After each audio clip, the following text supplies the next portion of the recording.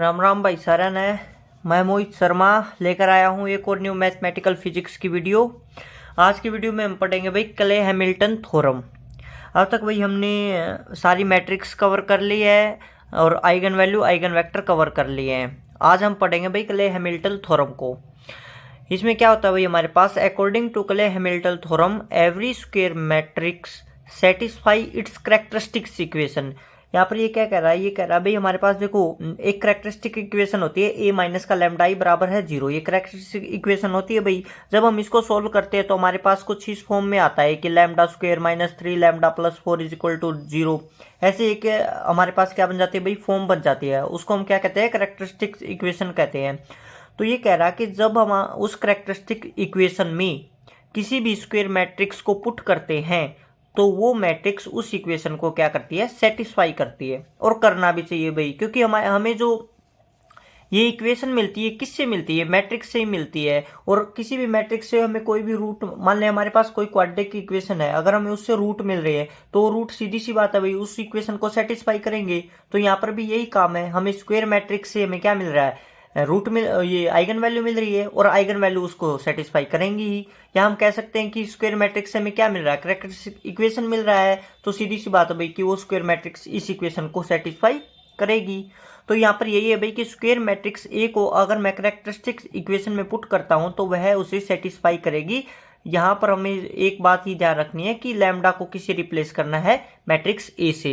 और इसका जो सबसे मेन काम है भाई, हमारे पास जो इस थ्योरम का जो सबसे मेन काम है वो क्या है कि इस थ्योरम की हेल्प से हम ए इनवर्स फाइंड आउट कर सकते हैं। कैसे फाइंड आउट करेंगे वो हम इस क्वेश्चन से देखेंगे भाई।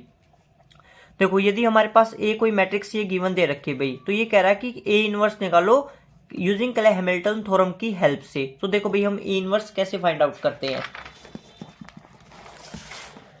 हमारे पास देखो भाई कैरेक्टरिस्टिक इक्वेशन क्या होती है, ए माइनस का लैम्डा आई बराबर है 0। ये होती है ए हमारे पास गिवन है माइनस का लैम्डा आई है, उसको सोल्व करेंगे तो हमें इस फॉर्म में फॉर्मेट मिल जाएगा भाई। फिर यहाँ से हम क्या करेंगे, 1 माइनस का लैम्डा इंटू 2 माइनस का लैम्डा बराबर है क्या हो गया, 0 हो गया। यहाँ से भी हम क्या करेंगे, 2 माइनस का lambda minus 2 lambda plus lambda square बराबर है 0। तो ये देखो भाई क्या मिल गई हमें, कैरेक्टरिस्टिक इक्वेशन मिल गई। मैंने ये बताया था कि इस फॉर्म में हमें क्या मिल जाती है, कैरेक्टरिस्टिक्स इक्वेशन मिल जाती है। तो अभी इस पर क्या लगा देंगे, हम क्ले हैमिल्टन थ्योरम को अप्लाई कर देंगे। अप्लाई कैसे करेंगे, जहां जहां लैम्डा वहां पर क्या पुट कर देंगे, हम ए को पुट कर देंगे भाई। तो देखो लैम्डा था ए स्क्वायर हो गया, लैम्डा था 3 माइनस का 3 हो गया, प्लस में क्या हो जाएगा 2 आई बराबर है 0। यहाँ पर हमने आई क्यों लिया, क्योंकि अभी ये किस फॉर्म में कन्वर्ट हो गई, ये मैट्रिक्स फॉर्म में कन्वर्ट हो गए भाई। तो हमारे पास जहां पर भी कोई कांस्टेंट वैल्यू होगा उसके साथ हम क्या करेंगे, आइडेंटिटी मैट्रिक्स की क्या कर देंगे, मल्टीप्लाई कर देंगे। तो ए स्क्वायर माइनस 3 ए प्लस 2 आई बराबर क्या हो गया, 0 हो गया। अब हमें क्या फाइंड आउट करना है, हमें फाइंड आउट करना है ए इनवर्स को। तो हम क्या करते हैं कि multiply both side A inverse. तो ए इनवर्स से हम क्या कर देते हैं, मल्टीप्लाई कर देते हैं भाई। तो देखो A inverse A square minus का 3 ए इनवर्स ए प्लस का 2 ए इनवर्स आई बराबर है 0। यहाँ से हम क्या करते हैं, ए इनवर्स ए इंटू ए, यहाँ से ए इनवर्स से क्या हो गया, आई हो गया, प्लस का 2 ए इनवर्स बराबर है क्या हो गया, 0 हो गया। तो यहाँ से देखो भाई यहाँ से हमें खाली ए मिल गया, माइनस का 3 आई प्लस 2 ए इनवर्स बराबर है 0। तो इसको सॉर्ट आउट कर लेंगे और हमें क्या मिल जाएगा, ए इनवर्स मिल जाएगा। ए इनवर्स क्या हो जाएगा हमारा 1/2 3 आई माइनस का ए। अब हम वैल्यू पुट कर देंगे तो ए इनवर्स क्या हो जाएगा 1/2 3 आई की जगह पे 1001 माइनस का ए की जगह पे ये वैल्यू पुट हो जाएगी बराबर है 0। तो इसको जब सोल्व करते हैं तो हमें क्या मिल जाता है भाई, ए इनवर्स मिल जाता है। और आपको भाई अगर क्वेश्चन को सेटिस्फाई करना है कि हमारा आंसर बिल्कुल ठीक है तो आप उस मेथड से भी निकाल सकते हो कि ए इनवर्स क्या होता है, हमारा एडजॉइंट ऑफ ए अपॉन में ए का डिटर्मिनेंट होता है। उससे निकालोगे तो भी हमें यही आंसर मिलेगा, और क्ले हैमिल्टन थ्योरम से निकालोगे तो भी हमें भाई यही आंसर मिल रहा है। तो ये थी भाई हमारी क्ले हैमिल्टन थ्योरम। इसमें हमें कुछ भी नहीं करना, हमारे पास सिंपल एक ये ट्रिक है कि कैरेक्टरिस्टिक इक्वेशन बनाओ, उसमें फिर हमें ए की वैल्यू पुट करनी है और फिर वहां से हमें ए इनवर्स फाइंड आउट कर लेना है। फिर जो हमारा नेक्स्ट टॉपिक है वो है भाई डायगोनलाइजेशन ऑफ मैट्रिक्स। यहाँ पर हम क्या करते हैं भाई, हमारे पास कोई भी मैट्रिक्स गिवन होती है तो हम उसको डायगोनल मैट्रिक्स में कन्वर्ट करते हैं। तो इसको हम क्या कहते हैं, डायगोनलाइजेशन ऑफ मैट्रिक्स कहते हैं। लेकिन डायगोनलाइजेशन ऑफ मैट्रिक्स ये नहीं है कि भाई हमारे पास हर मैट्रिक्स डायगोनलाइजेशन में मैट्रिक्स में कन्वर्ट हो जाए, मतलब हर मैट्रिक्स को हम डायगोनल मैट्रिक्स में कन्वर्ट नहीं कर सकते। उसके लिए क्राइटेरिया होता है कि किन मैट्रिक्स को हम डायगोनल मैट्रिक्स में कन्वर्ट कर सकते हैं। तो भाई देखो, only those matrix are diagonalizable whose all eigen value are non degenerate. मतलब अगर हमारी सारी आइगन वैल्यू डिफरेंट डिफरेंट होंगी तो ही हम उस मैट्रिक्स को डायगोनल मैट्रिक्स में कन्वर्ट कर सकते हैं। अगर हमारे पास आइगन वैल्यू डिजनरेट हो गई, डिजनरेट मतलब सेम हो गई, तो हम उस मैट्रिक्स को डायगोनलाइज मैट्रिक्स में नहीं कन्वर्ट कर सकते। तो भाई सीधी सी बात है, हम सिर्फ उन मैट्रिक्स को कन्वर्ट करेंगे जिनकी सारी आइगन वैल्यू क्या होंगी, डिफरेंट डिफरेंट होंगी। तो हम करते हैं भाई सोल्व। हमें कैसे डायगोनल मैट्रिक्स मिल जाती है, किसी भी सिंपल मैट्रिक्स से। तो हमारे पास मान लेते हैं भाई कि x1 x2 x3 xn क्या है, आइगन वेक्टर्स है corresponding to eigen value λ1 λ2 λn। हमारे पास क्या है भाई, λ1 λ2 सारे की सारी आइगन वैल्यू क्या है, डिफरेंट है, और इनके क्रोस्पॉन्डिंग हमारे पास ये क्या है, आइगन वेक्टर है। ये हम लास्ट वीडियो में निकाल चुके हैं भाई कैसे हम आइगन वैल्यू की हेल्प से आइगन वेक्टर्स फाइंड आउट करते हैं। तो हमारे पास तो डायगोनलाइजेशन का जो फॉर्मूला होता है वो क्या होता है, डी बराबर है P इनवर्स AP। मतलब क्या होगा, इस फॉर्मूले की हेल्प से हम ए मैट्रिक्स को डी में कन्वर्ट करेंगे। ए हमें गिवन होगा और डी में हम कन्वर्ट कर देंगे। और भाई मैं लास्ट में जब भी हमारा पूरा टॉपिक कवर हो जाएगा तो लास्ट में भी एक मैं ट्रिक बताऊंगा जिससे हम क्या करेंगे, बिल्कुल इजीली किसी भी गिवन मैट्रिक्स को डायगोनल मैट्रिक्स में कन्वर्ट कर देंगे। अभी पहले तो हम भाई अकॉर्डिंग टू मेथड चलेंगे, फिर लास्ट में हम ट्रिक का यूज करेंगे। तो देखो भाई D बराबर क्या है, P इनवर्स AP। इस फॉर्मूले से हम क्या करेंगे, किसी भी मैट्रिक्स को डायगोनल मैट्रिक्स में कन्वर्ट कर सकते हैं। तो P क्या है भाई, हमारे पास P है हमारे पास x1 x2 x3 up to xn हो गया। ये क्या हो गया, इसको हम कहते हैं मॉडल मैट्रिक्स। मॉडल मैट्रिक्स कह लो या ऑगमेंटेड मैट्रिक्स भी कह सकते हो, ठीक है भाई। तो हमारे पास देखो D बराबर क्या है, P इनवर्स AP है। हम क्या करते हैं, बोथ साइड मल्टीप्लाई कर देते हैं P से। तो P क्या हो जाएगा, PD P inverse AP। P inverse क्या होगा, I हो गया। तो PD बराबर है AP। ये फॉर्मूला भाई याद होना चाहिए, PD बराबर है AP। इसको क्या कहते हैं, सिमिलरिटी ट्रांसफॉर्मेशन कहते हैं। डायरेक्ट क्वेश्चन में पूछा गया है कि हमारे पास what is that similarity transformation, और ऑप्शन में दे रखे थे भाई। तो ऑप्शन में ये ठीक होगा, PD बराबर है AP। एक ये क्वेश्चन पूछा गया है और एक ये क्वेश्चन पूछा गया है भाई कि हमारे पास जो सिमिलरिटी ट्रांसफॉर्मेशन होता है, ये गेट में आया हुआ क्वेश्चन है कि सिमिलरिटी ट्रांसफॉर्मेशन की कौन सी कंडीशन है। तो सिमिलरिटी ट्रांसफॉर्मेशन में क्या होता है भाई कि eigen value, trace and determinant of matrix are same but eigen vector are not same. कहने का मतलब क्या है कि हमें जो गिवन मैट्रिक्स होगी और हम जो डायगोनल मैट्रिक्स फाइंड आउट करेंगे, उन दोनों में दोनों की आइगन वैल्यू सेम होगी, दोनों का ट्रेस सेम होगा, दोनों का डिटर्मिनेंट सेम होगा, बट दोनों की आइगन वेक्टर सेम नहीं होंगे। तो ऑप्शन में भाई ये दे रखा था, ये दे रखा था, ये दे रखा था और ये भी दे रखा था। तो पूछा गया था कि कौन सी कंडीशन गलत है। तो हमें क्या दे रखा था कि आइगन वैल्यू सेम होंगे, ट्रेस सेम होगा, डिटर्मिनेंट सेम होगा, आइगन वेक्टर सेम होगा, बट हमें पता है कि आइगन वेक्टर सेम नहीं होगा। तो ये कंडीशन क्या होगी, हमारी गलत हो गई थी। तो हमारे पास ये रिमेंबर होना चाहिए कि सिमिलरिटी ट्रांसफॉर्मेशन में क्या होता है, ए और डी दोनों की आइगन वैल्यू सेम, दोनों का ट्रेस सेम, दोनों का डिटर्मिनेंट सेम, ठीक है भाई। ए एंड डी की सारी प्रॉपर्टी सेम मिलेगी एक्सेप्ट आइगन वेक्टर के, एक्सेप्ट आइगन वेक्टर के। तो भाई देखो, ये मैंने अपने तरीके से भाई सोल्व करने की कोशिश की है कि इजी कैसे बना सकते हैं इसको। देखो यहाँ पर हम मैट्रिक्स ए से मैट्रिक्स डी में जा रहे हैं भाई, सीधी सी बात है। मैट्रिक्स ए को किस में कन्वर्ट कर रहे हैं, मैट्रिक्स डी में कन्वर्ट कर रहे हैं। ए से हम डी में जा रहे हैं। तो मैं मान लेता हूँ भाई कि हमारे पास कोई भी मैट्रिक्स है ए बी सी डी, ठीक है भाई। ये मैंने अपनी तरफ से अज्यूम कर लिया ए बी सी डी है। अब भाई हमारे पास सम ऑफ आइगन वैल्यू क्या होता है, सम ऑफ डायगोनल एलिमेंट बराबर है ट्रेस ऑफ मैट्रिक्स से, ये हम पढ़ चुके हैं। प्रोडक्ट ऑफ आइगन वैल्यू क्या होता है, डिटर्मिनेंट ऑफ मैट्रिक्स होता है, ये भी हम पढ़ चुके हैं, ठीक है। ये दोनों कंडीशन हम प्रॉपर्टी ऑफ आइगन वैल्यू में पढ़ चुके हैं भाई, ठीक है। हम इसको ए मैट्रिक्स को डी में कन्वर्ट कर देते हैं। किस में कन्वर्ट कर देते हैं, डायगोनल मैट्रिक्स में कन्वर्ट कर देते हैं। डायगोनल मैट्रिक्स क्या होता है, जिसके सिर्फ डायगोनल वैल्यू हो और सारे एलिमेंट क्या हो, जीरो हो। तो हमने डायगोनल मैट्रिक्स में इसको कन्वर्ट कर दिया भाई। यहाँ से आइगन वैल्यू क्या हो गया, एफ जी हो गया। यहाँ से इसकी आइगन वैल्यू हम फाइंड आउट कर लेंगे। यहाँ से भाई एफ जी कैसे पता चला, क्योंकि हमें पता है कि डायगोनल मैट्रिक्स की जो आइगन वैल्यू होती है वो उसके डायगोनल एलिमेंट ही होते हैं, ठीक है भाई। तो हमारे पास देखो एक कंडीशन होती है ट्रेस ऑफ ए बी बराबर क्या है, ट्रेस ऑफ बी ए। ये भी हम पढ़ चुके हैं भाई ट्रेस ऑफ मैट्रिक्स में। ट्रेस ऑफ ए बी क्या होता है, ट्रेस ऑफ बी ए होता है। तो यही कंडीशन भाई हमें सिमिलरिटी ट्रांसफॉर्मेशन में मिली थी। सिमिलरिटी ट्रांसफॉर्मेशन में क्या मिली थी कि पी डी बराबर है ए पी होता है, ठीक है। ट्रेस हमारे पास ट्रेस की क्या कंडीशन होती है कि ए बी बराबर है बी ए, मतलब ट्रेस ऑफ ए बी बराबर ट्रेस ऑफ बी ए। यहाँ पर भी यही है, पी डी बराबर है ए पी। मतलब क्या कह सकते हैं हम कि जो हमारे पास सिमिलरिटी ट्रांसफॉर्मेशन है वो ट्रेस की कंडीशन को फॉलो कर रहा है। तो यहां से सीधा पता चल गया कि ट्रेस ऑफ मैट्रिक्स टी और ट्रेस ऑफ मैट्रिक्स ए दोनों इक्वल होंगे।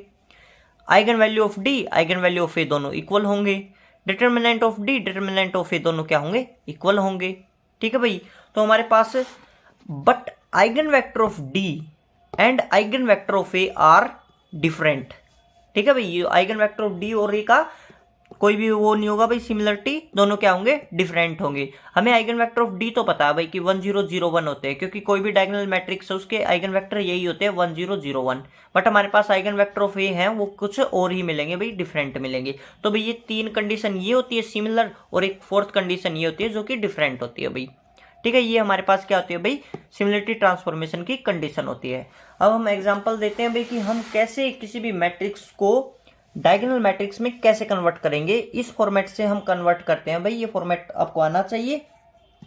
तो भाई यहाँ पर मैंने क्या कर रखा है भाई, यहाँ पे मैंने डायरेक्ट यूज कर रखा है भाई, क्योंकि हम ये सारा का सारा काम पीछे जितने भी वीडियो हो उनमें कर चुके हैं भाई। अगर मैं इसको बिल्कुल ओपन तरीके से क्वेश्चन को सोल्व करता तो भाई ये क्वेश्चन कम से कम 20 मिनट ले लेता, बट ये क्वेश्चन सोल्व नहीं होता, इतना लेंथी हो जाता भाई। तो मैंने यहाँ पे सारा डायरेक्ट यूज कर रखा है, बट मैं बताता रहूंगा कि ये हमने कहाँ पर पढ़ा है, तो आप वहां जाकर भाई एक बार अच्छे से देख लेना भाई। ठीक है, तो पहला क्वेश्चन है भाई हमारे पास कि ए मैट्रिक्स दे रखी है 0 1 1 0, डायगोनलाइजेशन ऑफ मैट्रिक्स, इसको फाइंड आउट करो भाई। तो भाई आपको देखते ही पहले सबसे पहले ध्यान में आना चाहिए कि ये हमारे पास कौन सी मैट्रिक्स है। ये हमारे पास है प्योरली मैट्रिक्स, जो हमने लास्ट वीडियो में किया था भाई, कि हमने 3 प्योरली मैट्रिक्स पढ़ी थी, उनमें से जो सेकंड मैट्रिक्स थी वो ये होती है 0 1 1 0। इसकी आइगन वैल्यू भी मैंने बताई थी कि आप लोगों को याद होना चाहिए कि इसकी आइगन वैल्यू ±1 होती है, और आप लोगों को ये भी याद होना चाहिए कि इसका जो आइगन वेक्टर होता है वो ये होता है 1/√2 1 1 1/√2 -1 1। ठीक है भाई, तो यहां तक भाई ये बिल्कुल क्लियर हो गया। अभी इसी को मैं सोल्व करता तो भाई कम से कम 3 से 4 पेज में ही सोल्व होता, बट यहाँ पर भाई हम पीछे सोल्व कर चुके हैं तो मैंने डायरेक्ट बता दिया भाई। फिर हमारे पास ऑगमेंटेड मैट्रिक्स बना देते हैं हम। ऑगमेंटेड मैट्रिक्स क्या होता है, x1 x2 ऐसे होता है, x1 ये है x2 ये है, तो हम पुट करते हैं 1/√2 1 1 1/√2 -1 1। ठीक है भाई, बीच में कोई कोमा नहीं है, तो यहाँ से 1/√2 कॉमन आ जाता है भाई। 1/√2 कॉमन आ जाएगा तो 1 - 1 1 1 हो गया। अब ये क्या हो गया, ये हमारे पास मॉडल मैट्रिक्स कह लो, ऑगमेंटेड मैट्रिक्स भी कह सकते हैं इसको। ठीक है भाई, फिर हमारे पास पी इनवर्स क्या होता है, एडजॉइंट ऑफ पी अपॉन में डिटर्मिनेंट ऑफ पी। हम ये फॉर्मूला लगाएंगे कि डी निकालने के लिए डी बराबर क्या होता है, पी इनवर्स ए पी होता है। तो पी निकाल लेंगे, ए गिवन है, पी इनवर्स निकाल लेंगे। अब हमने क्या क्या फाइंड आउट कर लिया, पी फाइंड आउट कर लिया, अब पी इनवर्स और फाइंड आउट कर लेते हैं। पी इनवर्स क्या होता है अभी हमारे पास, एडजॉइंट ऑफ पी अपॉन में पी का डिटर्मिनेंट। अब एडजॉइंट ऑफ पी क्या होता है, एडजॉइंट क्या होगा हमारे पास, ट्रांसपोज ऑफ कोफैक्टर होता है। कोफैक्टर क्या होता है, -1 की पावर i + j mij होता है। mij क्या है, माइनर है भाई हमारे पास। तो इनका यूज करके जब हम एडजॉइंट ऑफ पी निकालेंगे तो हमें ये मिलेगा भाई। ठीक है, ये हम लास्ट मतलब जो पीछे वीडियो की है उनमें हम फाइंड आउट कर चुके हैं कि 1/√2 1 1 -1 1 होता है भाई। अब हमारे पास p का डिटर्मिनेंट और निकाल लेते हैं भाई। p का डिटर्मिनेंट निकालेंगे तो हमें क्या मिलेगा, हमारे पास p मैट्रिक्स ये है, हम इसका डिटर्मिनेंट निकाल लेते हैं भाई। ठीक है, हम इसका क्या करते हैं, डिटर्मिनेंट निकालेंगे तो क्या आएगा 1/√2 का स्क्वायर, और फिर हमारे पास देखो 1 × 1 माइनस इंटू में -1 × 1 हो जाएगा, मतलब 1 + 1 आ जाएगा। अब ये मत पूछना भाई कि 1/√2 का स्क्वायर कैसे आया, क्योंकि ये फॉर्मूला मैं पीछे 5 बार बता चुका हूं कि अगर हमारे पास कोई मैट्रिक्स है और हमारे पास p बराबर जैसे k कोई भी मैट्रिक्स दे रखी है, तो जब हम उसका डिटर्मिनेंट फाइंड आउट करते हैं तो जो ए मैट्रिक्स का जो भी कांस्टेंट होता है उसकी पावर n से वो बाहर आता है, मतलब k की पावर n से बाहर आएगा जब भी हम डिटर्मिनेंट करेंगे। और n क्या होगा, यहाँ पर ऑर्डर ऑफ मैट्रिक्स होता है। तो यहाँ पर यही है भाई कि p मैट्रिक्स दे रखी है 1/√2, ये कांस्टेंट है और 2 × 2 की मैट्रिक्स है। तो जब हम इसका डिटर्मिनेंट करते हैं तो 1/√2 का स्क्वायर होके बाहर होता है। अगर ये 3 × 3 की मैट्रिक्स होती तो यहाँ पर लिखते 1/√2 का क्यूब इंटू में डिटर्मिनेंट आता। ठीक है भाई, तो ये फॉर्मूला अच्छे से याद होना चाहिए। मैंने ये 6 टाइम्स बार बता दिया भाई आपको। ठीक है भाई, तो यहाँ से जब हम इसका डिटर्मिनेंट सोल्व करते हैं तो 1/2 इंटू में 2 हो जाएगा, डिटर्मिनेंट कितना आ गया, 1 आ गया। तो पी इनवर्स क्या हो जाएगा हमारे पास, एडजॉइंट ऑफ पी अपॉन में पी का डिटरमिनेंट। पी का डिटरमिनेंट 1 है तो हमारे पास सिंपल यही बच जाएगा, पी इनवर्स बच गया। अब भाई ये हमारे पास क्या फॉर्मूला होता है, डी बराबर होता है पी इनवर्स ए पी। तो पी इनवर्स ये हो गया भाई हमारे पास, ए हमें गिवन था और पी ए हमारा ये हो गया भाई। ठीक है, जब हम तीनों को मल्टीप्लाई करके सोल्व करेंगे तो हमें क्या मिल जाएगा भाई, डी मिल जाएगा। देखो भाई ये हमने क्या कर रखा है, मल्टीप्लाई करके सोल्व कर रखा है। इसको सोल्व कर लेंगे, मल्टीप्लाई करके पहले इन दो मैट्रिक्स को सोल्व करेंगे, यहाँ से जो हमें रिजल्ट मिलेगा उसके मल्टीप्लाई फिर हम इससे कर देंगे, इनको सोल्व करेंगे तो हमें ये मिल जाएगा। और डी बराबर क्या आ जाएगा, 1 0 0 -1, मतलब क्या मिल गया, डायगोनल मैट्रिक्स मिल गया भाई। अब देखो भाई हमारे पास मैं ट्रिक बता रहा था कि ट्रिक क्या होगी। ट्रिक देखो भाई, अब ये हमने डायगोनल मैट्रिक्स फाइंड आउट कर लिया, बिल्कुल सिंपल मेथड है भाई। हमें फॉर्मूला याद होना चाहिए कि डी बराबर क्या होता है, पी इनवर्स ए पी होता है। ए हमें गिवन होगा, पी हम कैसे फाइंड आउट कर लेंगे, पी होता है x1 x2 x3 ऐसे करके होता है भाई। x1 x2 x3 क्या होते हैं, हमारे पास eigen vector of matrix A होता है भाई, ठीक है।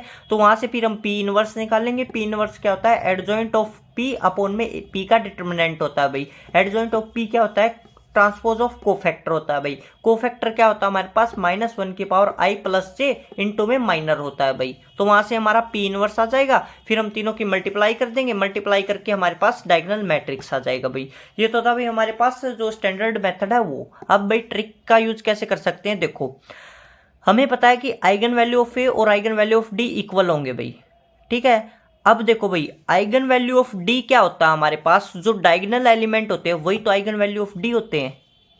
मतलब आइगन वैल्यू ऑफ डी क्या होते हैं, जो डायगोनल एलिमेंट होते हैं उन्हीं को तो हम कहते हैं कि आइगन वैल्यू है। अब देखो भाई हमारे पास हमने फाइंड आउट कर लिया था कि आइगन वैल्यू ऑफ ए होते हैं +-1। अब हमें किस में कन्वर्ट करना है, डायगोनल मैट्रिक्स में कन्वर्ट करना है, ठीक है। और हमें पता है कि जो डायगोनल मैट्रिक्स में क्या होता है, सिर्फ और सिर्फ डायगोनल एलिमेंट होते हैं, और डायगोनल एलिमेंट ही डायगोनल मैट्रिक्स की आइगन वैल्यू होते हैं भाई, ठीक है। तो मैट्रिक्स जो आइगन वैल्यू हमें ए के मिले हैं वही डी के हैं, तो डी के जो हमारे पास जो भी आइगन वैल्यू ए के मिले हैं उनको क्या करेंगे, डी मैट्रिक्स के डायगोनल में फिट कर देंगे, तो हमें क्या मिल जाएगा, डी मैट्रिक्स मिल जाएगी। तो यहाँ से देखो भाई कि आइगन वैल्यू ए के कितने थे, +-1, तो +-1 को मैंने क्या किया, डायगोनल में फिट कर दिया, 1 -1, तो ये हमें क्या मिल गई, डायगोनल मैट्रिक्स मिल गई, यही तो मिली है। तो ऐसे ही अगर हमारे पास मान लो कोई भी आइगन वैल्यू है matrix A, sorry eigen value of matrix ए क्या है, λ1 λ2 λ3 अप टू λn तक है, ठीक है। तो इसकी डायगोनल मैट्रिक्स निकालो। अब ए मैट्रिक्स की जितनी भी डायगोनल वैल्यू है उसको डायगोनल मैट्रिक्स के डायगोनल में फिट कर दो, λ1 λ2 λ3 अप टू λn, और सारे एलिमेंट 0 कर दो, तो ये क्या मिल गई, डायगोनल मैट्रिक्स मिल गई, ठीक है भाई। तो यहाँ पर भाई हमारा ये दो टॉपिक कवर हो गए आज। एक हमने पढ़ा कि डायगोनलाइजेशन ऑफ मैट्रिक्स, एक हमने पढ़ी क्ले हैमिल्टन थ्योरम पढ़े भाई, ये दो टॉपिक हमने पढ़े हैं। अब जो भाई नेक्स्ट वीडियो होगी, नेक्स्ट वीडियो में हम पढ़ेंगे फंक्शन ऑफ मैट्रिक्स भाई। फंक्शन ऑफ मैट्रिक्स में मैं बता देता हूँ कि होता क्या है हमारे पास भाई। फंक्शन ऑफ मैट्रिक्स में होगा, जैसे इन जो मैट्रिक्स हमारे पास सिंपल, जैसे कोई भी ए मैट्रिक्स गिवन है उसको तो हम इजीली फाइंड आउट कर लेते हैं भाई। बट अगर मैं कहता हूँ कि ई की पावर ए निकालो, साइन ऑफ ए निकालो, कोस ऑफ ए निकालो, ए की पावर 100 निकालो, लॉग ऑफ ए निकालो, इनको फाइंड आउट करो, तो इनको कैसे फाइंड आउट करेंगे ये हम नेक्स्ट वीडियो में पढ़ेंगे भाई। और ये भाई ये लगा लो कि नेट जेआरएफ में तो एक क्वेश्चन यहाँ से 100% बनता ही बनता है भाई। तो ये हमारा नेक्स्ट टॉपिक होगा। आज भाई आप सिर्फ ये दो टॉपिक करो। अगर भाई वीडियो पसंद आती है तो शेयर करो। Thank you very much.